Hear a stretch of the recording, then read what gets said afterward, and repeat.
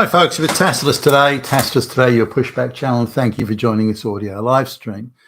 Please listen to this essay as you would a radio broadcast. In this essay, I'd like to talk about the rogue judges and the activist judges in the United States.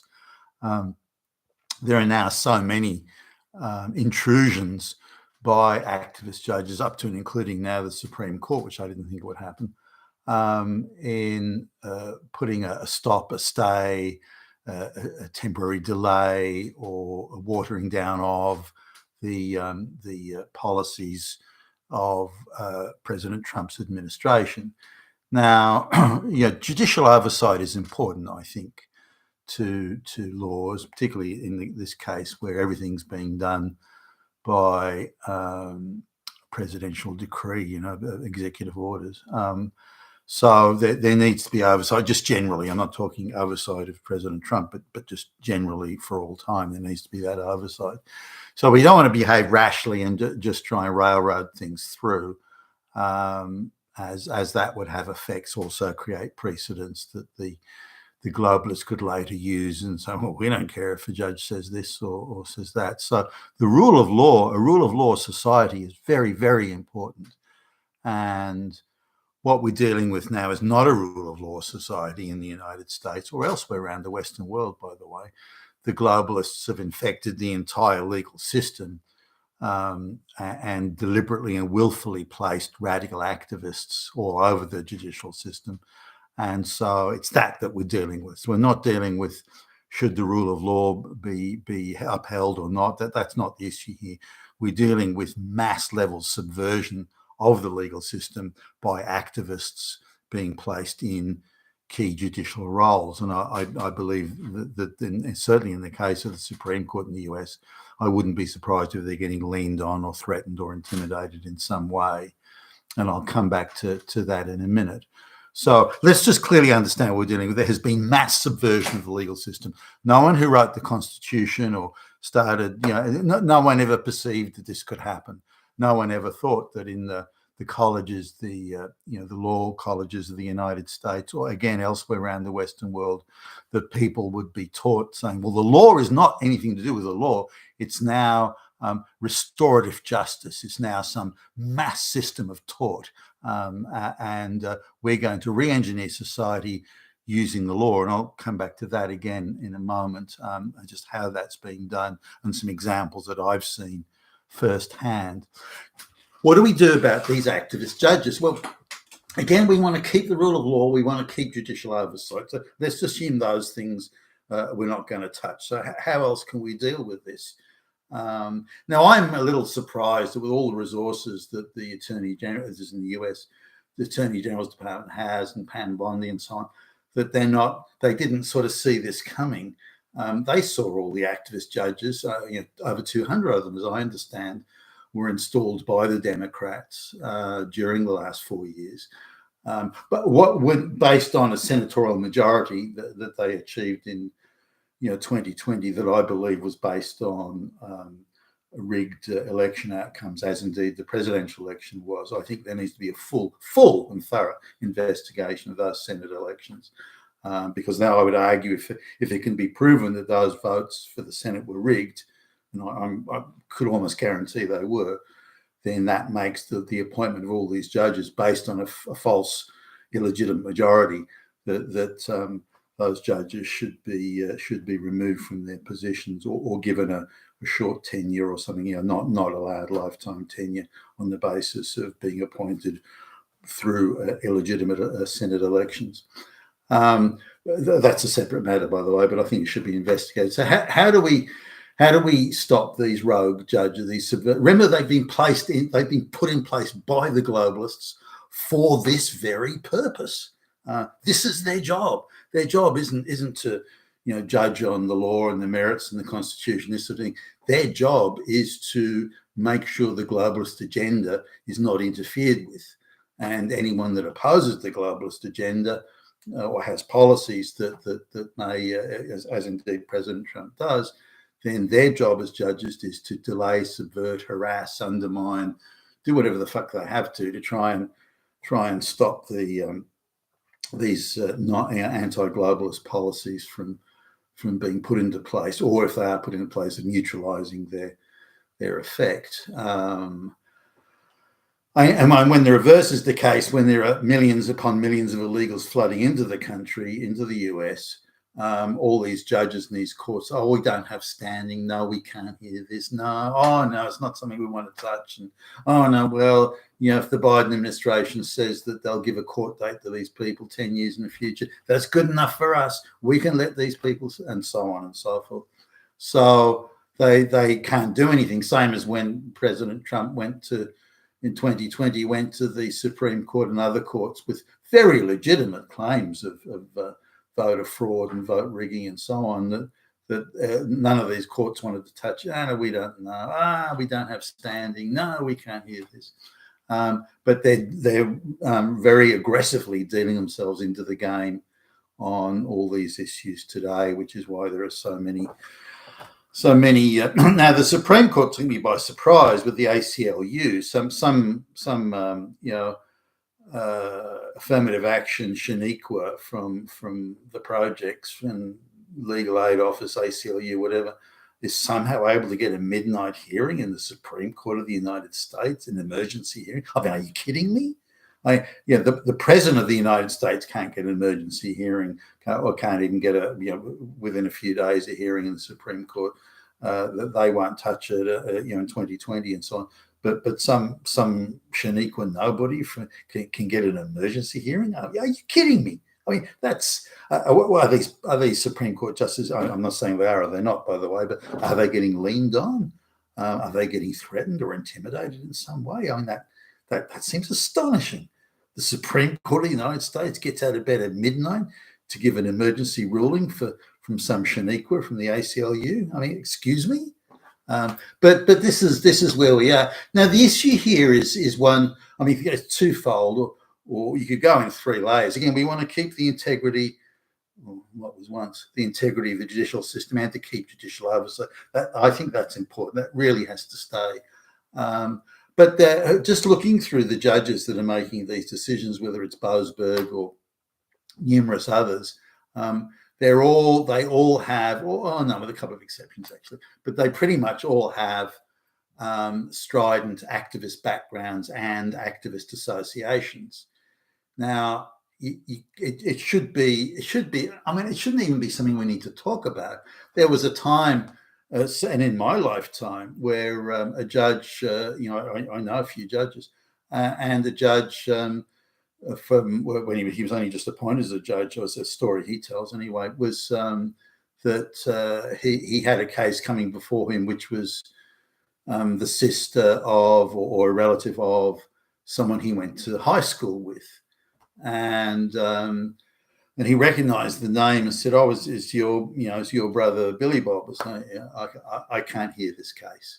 Okay. So he actively recused himself because the appearance of absolute impartiality, total 100% impartiality, in his view as a judge, must be seen to be in place. Absolute impartiality. So he recused himself on.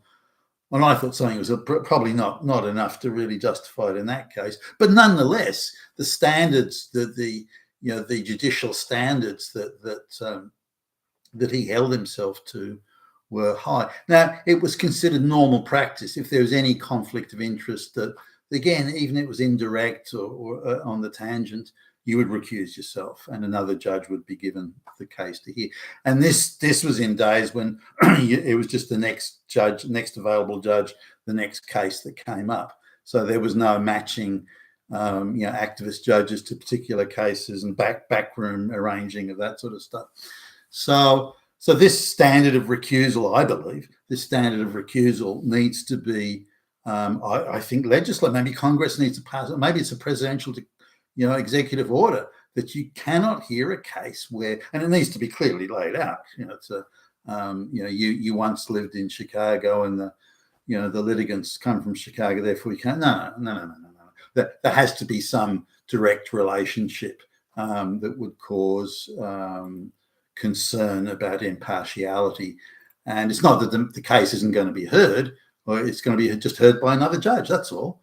So the whole legal machine still moves on. It's just you can't go to an activist judge to get a decision, which is a political decision based on ideological ideological determination. So so the recusal thing needs to, and I think that needs to be legislated, clearly codified.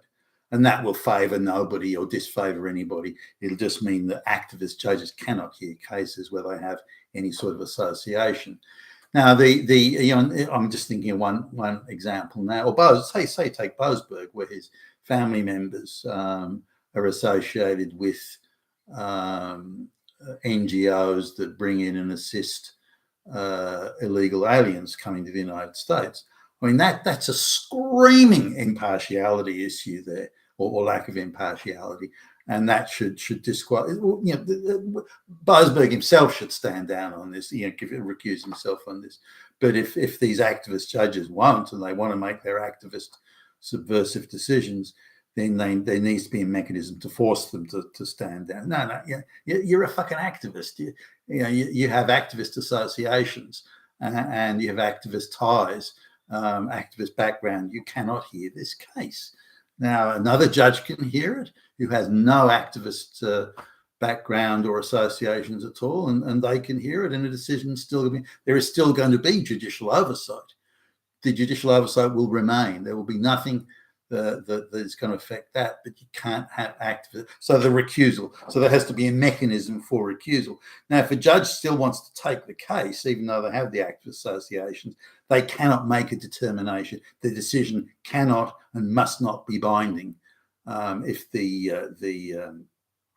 activist associations are pointed out and clearly codified by sworn affidavits properly filed in the court and made available in the public domain, then the judge has to stand down.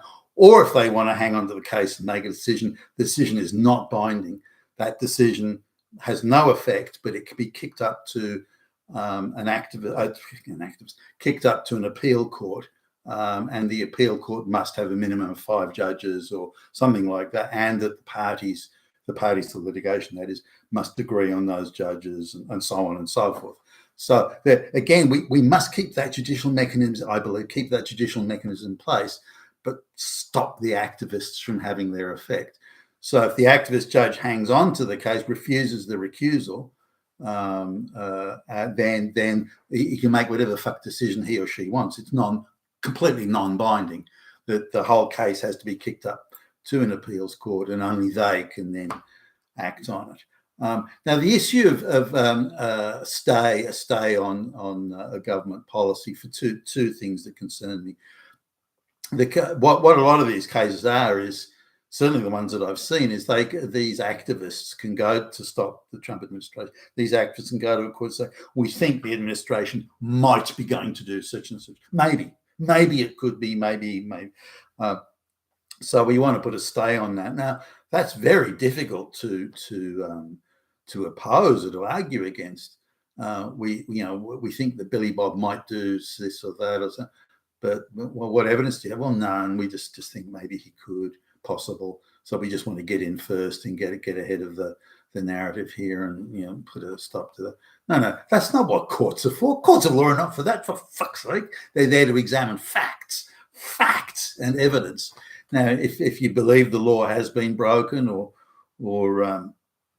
that in some way it's been transgressed, then you can codify that and then take it to a court. But again, the recusal thing should apply. But also, you can only get activist judges to make I think Trump might be going to do this. We'll put a stop to that then. So that's straight away. That's an activist judge. What the fuck else would they be? Now, the other thing that concerns me is that a stay can be put on the administration on the basis on just maybe they're going to do this, but also a stay can be put on without the administration having being able to respond. So any activist group anywhere, whether NGO or ACLU, it doesn't matter, but any activist group can cozy up to any activist judge and can go in and have a stay or an injunction of some sort being put on it, which applies nationally. and they don't have to prove their case. They can simply file a document, and they don't have to argue their case, or the merits of their case, rather, or the merits of their claims against the counterclaim. So there's no examination of the evidence, and there's no, the government isn't able, in this case, the Trump administration isn't able to put their, file their documents and their motion and so on. Now, the quality of lawyers that are filing these documents to cause a federal stay on the Trump administration, we're not talking top quality lawyers. I mean, we're talking, again, legal aid shaniquas. That's the level of lawyer. So it's not like there's these high-powered, kick-ass lawyers that are putting forward, detailed and intricate sort of interpretations of the Constitution. Far from it. Far from it. They're just first-year law student bullshit filings, in my view. And if I was a judge, I'd laugh it out of court.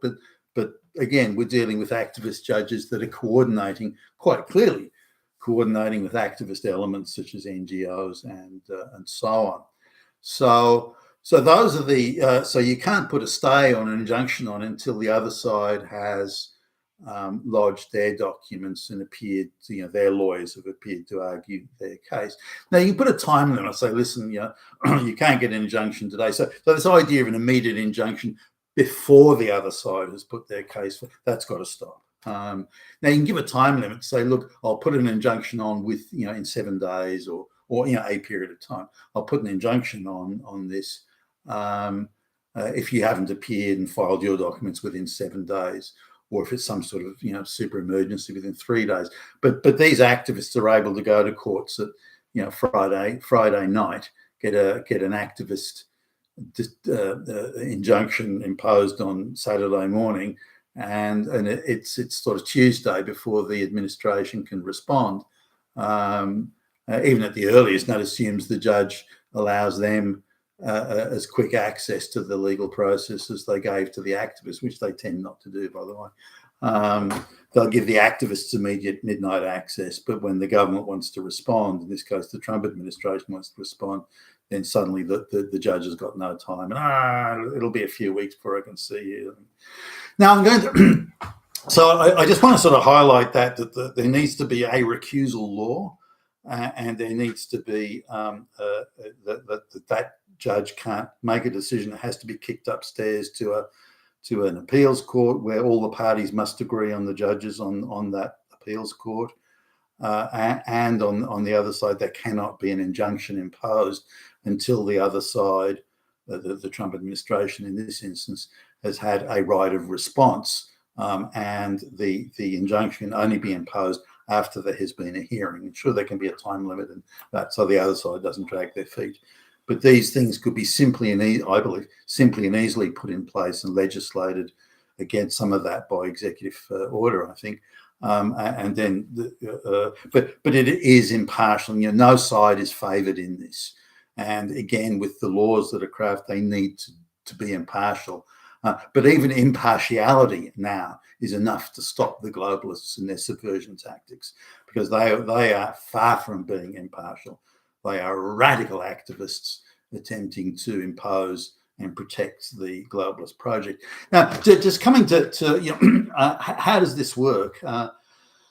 Some years ago, I was at a legal conference. It was one of these all-day conference things, and it was to do with jurisprudence, standard of legal ethics, all this sort of stuff.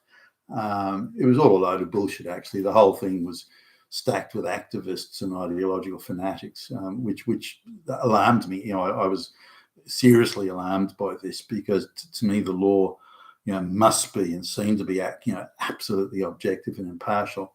And it clearly, based on the people who were in this conference, at least, clearly that was not the direction it was heading. Now, just to give you an idea of how one-sided the law has become, and again, to understand or better understand the subversion tactics that are being used in the United States and elsewhere around the world, by the way, Australia, Britain, and so on. A woman, a migrant woman, came in and didn't speak very good English, and she just appeared at the door of the conference, uninvited, nothing to. I think it was a setup, personally, but anyway, she came in, and the speaker, who happened to be a judge turned politician, or a politician turned judge anyway, the speaker said, well, what is it you want, Shashi, or whatever it was? And so this woman, in quite a thick accent, said, I'm a mother with 3 children. My husband has deserted and abandoned me. What do I do? And how, I'm in all. Now, why she was there, again, that's why I think it's a setup. What she was doing there, given that she lived many miles away, was in itself suspicious. But what happened when she appeared and made this declaration? Remember, she's provided no evidence. She's just said it. So she's got no proof, nothing. So she turns up. Now, a sitting judge jumped up and almost ran over to her, took her to sort of one side to give her. Then there was lawyers that came along. She had a cluster of people around her, telling her what to do. Now I was like, wow. So I went over and just stood close enough that I could hear what was going on. And there were lawyers and NGOs and charities and legal aid. I mean, there was no stone unturned in the help they were giving this woman. Do you know where he is? We'll arrest him. So she was treated. Whatever she said was treated as fact. Didn't need to be investigated, proven. She needed prove nothing. All she had to do was say it, allege it, and that was it. And the entire machinery of including a sitting judge, for fuck's sake, the entire machinery swung in her direction in a big way, and she couldn't have got more help. No one gets that much help, but as it came out, sort of as the conference went on, that the oppressed minority, we have to use the law to rebalance society, because she, being a brown woman, has very little social power. So we have to use the law to increase her social power. And we do that by unfairly favouring her over any other litigants. So we're there to represent her. The government, the state, the NGO, everything, all of the entire legal apparatus is there to represent her and support her, so we can equalise the social power disadvantage. Now, okay, fine, but that's an ideological position. You assume social power. That's ideological, that we have to use the law to rebalance the social power equation. That's ideological. How do we define the quantity of social power she does or doesn't have? What and so on. So the whole thing goes into miasma of ideological insanity, and the law is merely some sort of hollowed out vehicle that they use to pursue their ideological goals, which of course we're seeing now in the United States and the harassment of the Trump administration's policies. The illegal alien has no social power. So all the functions of the state and this and NGOs, everything has to go to equalising their social power against Orange Man Bad or something. Like what? Now, what it means, though, is there's no equality before the law. And in this conference, the argument was that equality before the law really means concreting in or cementing or further establishing the social power of men and white people. So minorities currently have very little social power, but by using the law, illegally using the law, we can rebalance that. We can solve that. We can solve society's problems by doing that. Now, let's take, for example, a man who has been accused of being the father of a child. So a woman has fallen on stony times. The kid's like 14 or 15 or something, and she files for government unemployment benefits or something like that. And so they say, well, who's the father? We'll chase him for child support and so on and so forth. So, well, I don't know, she says. I was seeing quite a few guys at the time. I think his name's Billy Bob, and he's from Melbourne or Sydney or something. Okay, but what did he do? He did this or that. So they'll look through. So, okay, there's a Billy Bob that is in about that age range, and but he's just a labourer. You know, he only works every now and again. He's got no money, nothing to take there. You know, he's a waste of time. Would be no point in chasing him for child support because he couldn't pay any. But here's another Billy Bob here again, is about that age range, and he's a a such and such or a so and so. He's an engineer and he's on pretty decent bucks. Never been unemployed, and we can get back pay. We can get 25,000, 30,000 bucks a year out of him. Do you want to say it's him? Oh, yeah, okay. Sign this form. Bang, that's it. Now, no evidence, no proof, no nothing. It's all sort of maybe, could be, and that. Again, think about the standard that these lawyers are going into the courts with in the United States. Well, we think the Trump administration might be going to do this, so you have to put a nationwide ban on that. So this is the same sort of thing on a much smaller scale, obviously, but a woman just comes in and says, it could be him, I don't know. Oh, well, we won't give you any money until you're able to nominate the guy. So you have to say who that is. Otherwise, we won't give you any money. So the woman said, well, okay, it's him then. All right, we sign this form. That's it. Now, no legal standard, there's nothing. So suddenly this guy's bank account is raided, emptied out. There's not a nickel left in his bank. He doesn't get any notice, by the way. He gets, maybe they'll send out a letter at some point. Maybe they'll send a letter at some point. But that could be to any address where they think he might have lived, last year or 10 years ago. It doesn't matter. All they have to do is prove that they sent out a letter. Whether the letter got to him or he ever saw it or ever arrived, or so, that they don't have to prove. They sent the letter. That's it. They've now satisfied their legal obligations. The court, this is, and the legal aid office and all this. Now she's getting all free legal. Everything is free to her. She doesn't have to pay a penny. So he goes to the monthly payment for his mortgage, so his rent or something there. And then he gets a notice from the bank saying, your monthly mortgage payment wasn't made, and that's a penalty fee of $500 plus an overdraw fee of another $100, and then this and that.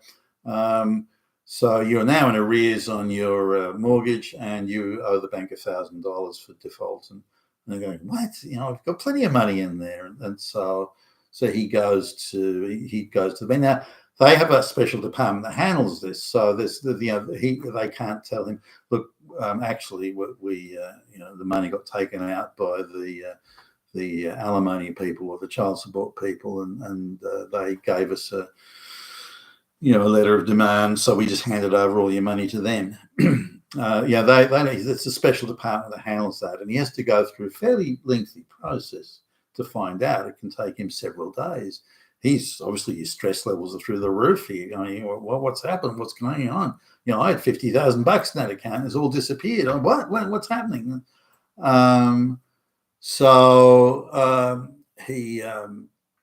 He finally finds out that what's happened, and he's well, what's that? I haven't got any children. What are you talking about? So then he realizes he finds out what's going on. Again, weeks have gone by, so he has to take it to the divorce court, to the only place he can go. The only places who can handle this sort of stuff. And he says, sorry, it's a 6-month waiting list to even have a preliminary hearing. What? In the meanwhile, he has to pay all this child support and alimony. There's no legal aid for him. There's no mechanism. In fact, every mechanism that he wants to use to try and deal with the issue is denied him. She gets an instant hearing, an instant decision, but he has to wait months. Again, look what's happening in the States. Activist lawyers can go to an activist judge and get an instant decision, an instant injunction at midnight, for goodness sakes. They can turn up on Friday afternoon and get an injunction within hours, a federal injunction within hours. Whereas when the administration has to, you have to follow, we have to do this. You have to go through a long, laborious process. Why isn't did it work equally? There's no equality before the law.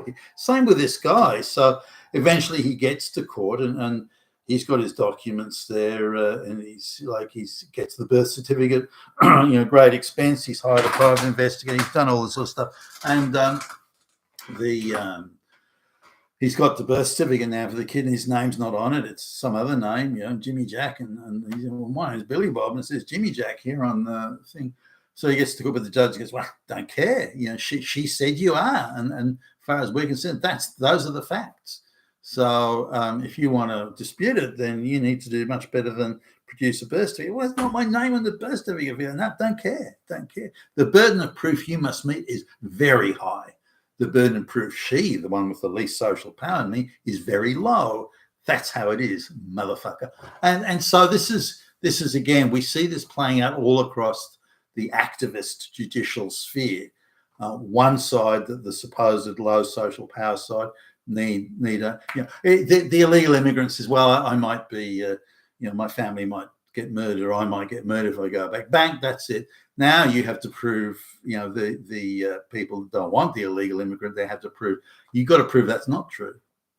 Well, hold on a minute. Why he doesn't have to prove it is true. He needs only alleged. That's it. That's how we equalize the social power thing. So it's the same.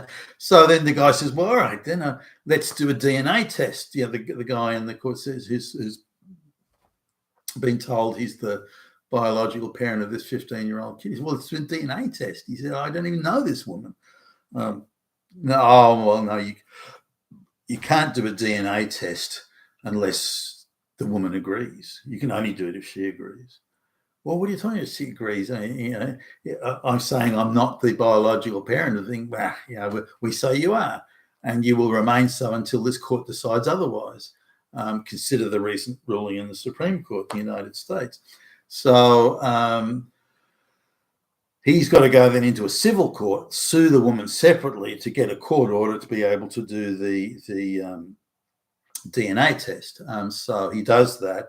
Eventually, the DNA test is done, and it proves that he has no relationship to the kid at all.